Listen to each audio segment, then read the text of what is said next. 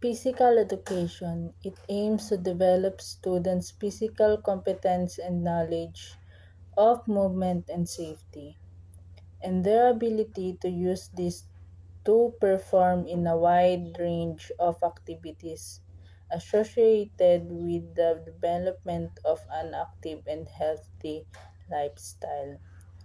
It also develops students' confidence and generic skills, especially those of collaboration, communication, creativity, critical thinking, and aesthetic appreciation.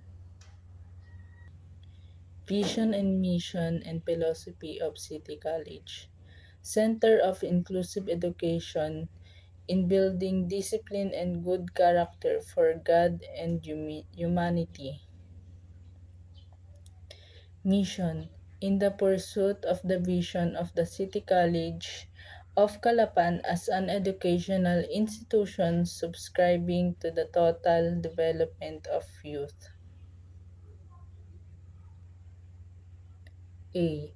To foster the intellectual, moral, social, and creative life of its students through quality, accessible, and affordable education. B.